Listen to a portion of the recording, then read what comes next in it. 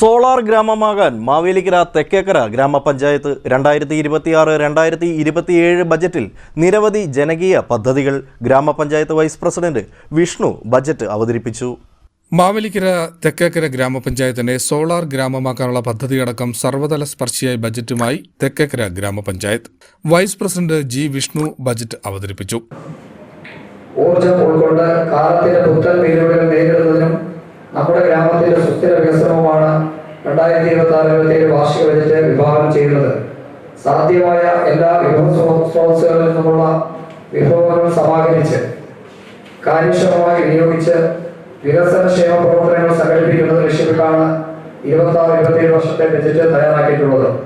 സംസ്ഥാന സർക്കാർ 14ാം പഞ്ചവത്സര പദ്ധതിക്ക് നിശ്ചയിച്ചിട്ടുള്ള പൊതുലക്ഷ്യങ്ങൾ, സവിശേഷ വികസന ലക്ഷ്യങ്ങൾ, പൊതുമുൻഗണനകൾ എന്നിവ കണക്കിലെടുത്ത് ഭവന പദ്ധതികൾ, അതിദാരിദ്ര്യ നിർമ്മാർജ്ജനം, ശുചിത്വ മാലിന്യ സംസ്കരണം, ഗ്രാമദാരിദ്ര്യ ലഘൂകരണ പദ്ധതികൾ, സ്വാതന്ത്ര്യ പരിചരണം, ഭൗതിക സൗകര്യങ്ങളുടെ സൃഷ്ടി, വൈജ്ഞാനിക സമൂഹം, പട്ടികജാതി പട്ടികവർഗ വികസനം, ആനുവൽ ബർത്ത് കൺട്രോൾ പ്രോഗ്രാം, കാലാവസ്ഥ മാറ്റത്തെ അതിജീവിക്കുന്നതിനുള്ള പദ്ധതികൾ, ഡിജി കേരളം തുടങ്ങിയവ നമ്മുടെ ബജറ്റിന്റെ പൊതുലക്ഷ്യങ്ങളിൽ ഉൾപ്പെടുന്നു.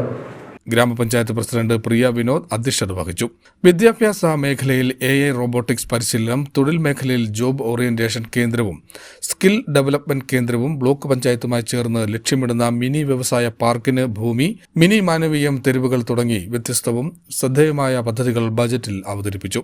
പിന്നോക്ക വിഭാഗങ്ങൾ ഉൾപ്പെടെയുള്ള പാർശ്വവൽക്കരിക്കപ്പെട്ട സമൂഹത്തിന്റെ സാമൂഹിക സുരക്ഷ, ദാരിദ്ര്യ ലഘൂകരണം, കുടിവെള്ള ലഭ്യത ഉറപ്പാക്കൽ, ഗുണനിലവാരമുള്ള പശ്ചാത്തല സൗകര്യങ്ങൾ, പ്രാദേശിക സാമ്പത്തിക വികസനം, മാലിന്യ നിർമ്മാർജ്ജനം, തൊഴിൽ സൃഷ്ടി, കാർഷിക മേഖലയിൽ പുത്തനുണർവ്, പാൽ മുട്ട ഉൽപാദനത്തിൽ മുന്നേറ്റം, ആരോഗ്യ സുരക്ഷ, വനിതകൾക്ക് വരുമാനമുണ്ടാക്കുന്ന പദ്ധതികൾ എന്നിവയാണ് ബജറ്റ് ലക്ഷ്യമിടുന്നത്. റോഡുകളുടെ നവീകരണത്തിനും മറ്റ് ആസ്തികളുടെ പരിപാലനത്തിനും തുക വകയിരുത്തിയിട്ടുണ്ട്. തെരുവ് വിളക്ക് പരിപാലനത്തിന് 12 ലക്ഷം രൂപയും വകയിരുത്തി.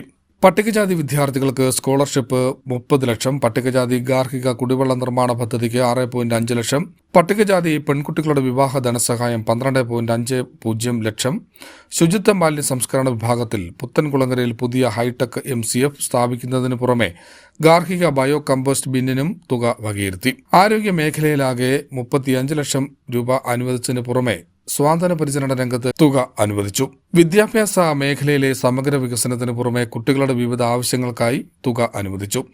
സാമൂഹിക ക്ഷേമം, വനിതാ ശിശുക്ഷേമം, സാംസ്കാരികം, യുവജനക്ഷേമം എന്നീ മേഖലകളിലും തുക വകയിരുത്തിയിട്ടുണ്ട്. ലൈഫ് പദ്ധതിയിലാകെ 7.20 കോടി രൂപ വകയിരുത്തി. കൃഷിയുടെ സമഗ്ര വികസനത്തിന് പുറമെ നെൽകൃഷിക്ക് 25 ലക്ഷം, ഇടവിള കൃഷി വികസനം 12.28 ലക്ഷം, ഓണാട്ടുകര എള്ള് കൃഷി വികസനം 1.75 ലക്ഷം എന്നിങ്ങനെ തുക വകയിരുത്തി. ക്ഷീരവികസനത്തിന് 14 ലക്ഷം, പോത്തുകുട്ടി വിതരണം 13.25 ലക്ഷം, തെരുവു നായ്ക്കളുടെ വാക്സിനേഷൻ 2 ലക്ഷം എന്നിങ്ങനെയും ബജറ്റിൽ പരിഗണനയുണ്ട്. CDNet news, Mavelikkara.